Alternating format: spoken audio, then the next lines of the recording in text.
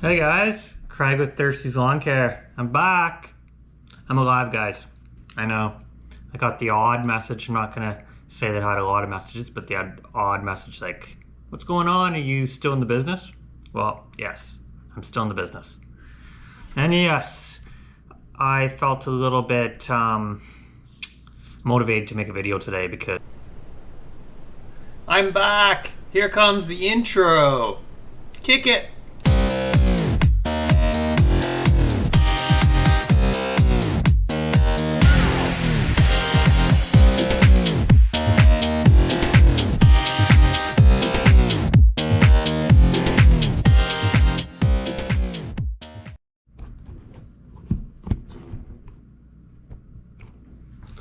Hey guys, Craig with Thirsty's Lawn Care. I'm back.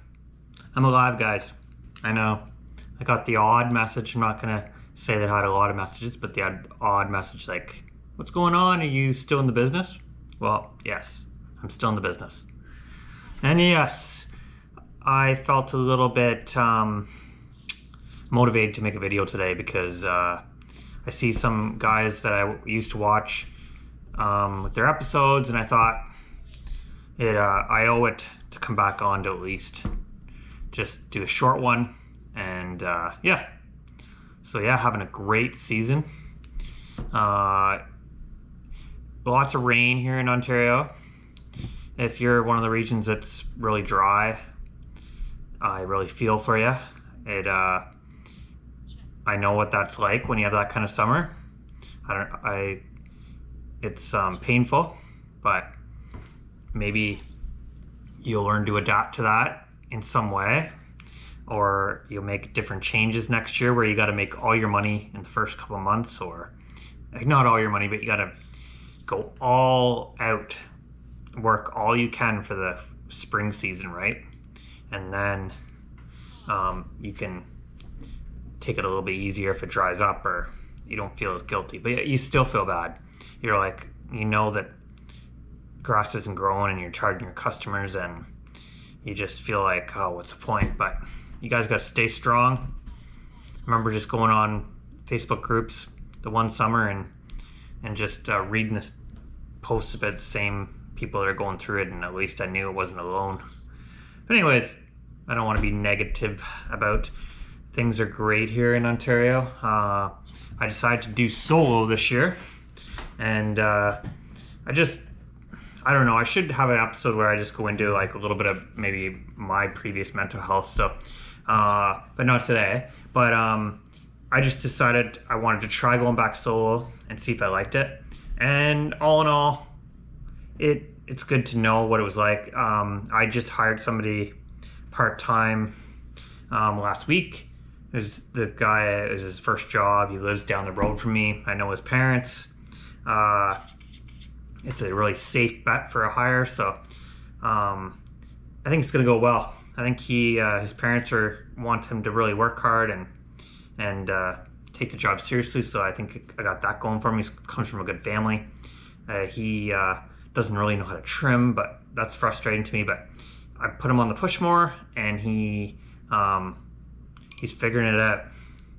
And I definitely felt like every day, even just saving myself like an hour, getting home an hour earlier, or getting like extra 2 lawns in, was all worth it. I should have had like somebody part-time all this year, I guess, but I just wanted to try to.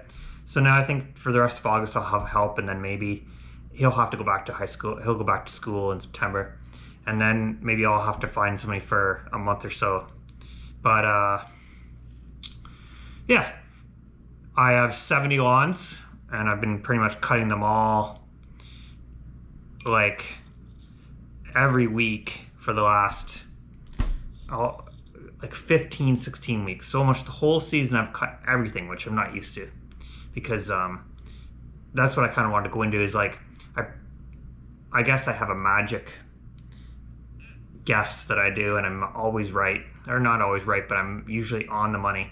So I'll quote them for the season and come up with a number of average cuts and maybe add an extra one on there, and it always seems to work out because we don't have this type of rainy season. So I'm kind of coming up on some of those low ones that like barely grow at all, that I'm like, I've cut them like all the time. So hopefully I don't have to have very many awkward conversations with the customers about that they're gonna have to pay more, because they're billed every month for this price that I set out, and it's explained that it was based on so many cuts, so I know they'll understand. But anyways, I probably created myself some more work that I didn't have to do, because now I gotta email people when it comes close to that number of cuts that they're season based off of. And some people I'm just gonna bite the bullet, because in previous years they paid for, let's say, 22 cuts out of 26 weeks,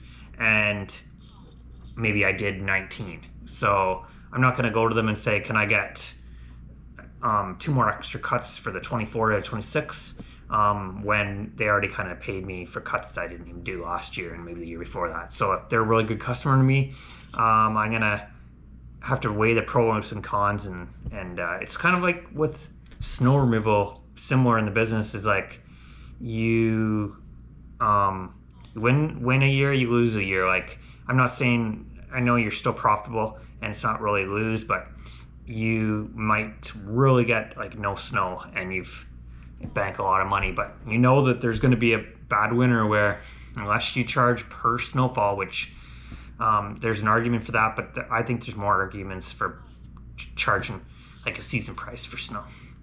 Anyways, yeah, so I've been working more, which my wife hasn't made a big deal about, but she's brought it up here and there. Like, she's a teacher, so she's off, and all she does is look after the kids. And she knows that us having kids, she knew, like, she's off in the summers. She knows that I'm working. I pretty much started the business right when my daughter was born, so she's 9, and she knows that. And but it's still, when I'm working 5 days, 9.5, 10-hour days, and if it's a rainy week and I gotta work later to catch up, like to make sure I get in everything done by the end of the week, like, yeah, she's just here trying to entertain them all summer. And we had COVID before, so we were entertaining them when they're in online learning. So it's just been a long year for everybody. So I can understand. I'm probably working like 5 to 8 hours more than I usually am, and every summer she says I work a lot in the first place. So another 8 hours in a week, she thinks, holy, like, do something about this. Don't take so many customers. But I just like when winter comes and you've really did well with your bringing in the money you want to bring. And yeah, so my equipment's been good. I have my trailer full every day, even though it's just me. I have like 2 zero turns, 2 push mowers, and I haven't really had much breakdowns. I had a flat tire in the trailer that I made sure that I got a spare tire after that mishap, so I got an extra one in case it happens again. And then yeah, some fuses on the bigger zero turn. Yeah, but all in all, like, very little problems, which is great. I haven't had to buy any equipment last year, really, or this year. I bought like snow removal company, but that's a separate thing. But I questioning if I should replace my Toro Titan 4800, just because it's kind of, I think it's getting up there in hours. Like, maybe you can tell me in the comments, like 750 hours. I bought it for like 7,000. It's like an entry level. It's an entry level commercial, you know. So I don't think it's meant to have like more than like 1,000+ hours. But maybe I'm wrong. I'm gonna probably keep driving it till it gets something major again. But I haven't had a ton on it, but here and there, you know. Not everything like holds up as long as probably like your 2000 series or other commercial Toro zero turns. Like, probably hold up longer than what mine are. And yeah, so that's my quick update. I plan to get on here, guys, again, and I'll keep in touch a little more, whether that be every 3 weeks or if I all of a sudden I start recording again and throwing out some videos, that's a bonus. But just wanted to touch base with everybody. Hope everybody's doing well. I am trying to watch videos of other YouTubers that I enjoy here and there. I also want to enjoy my summer, so you also want to do lots when you're off. So if I'm not on there watching lawn care videos, I'll definitely catch up in the off season as well. So thanks for watching, guys.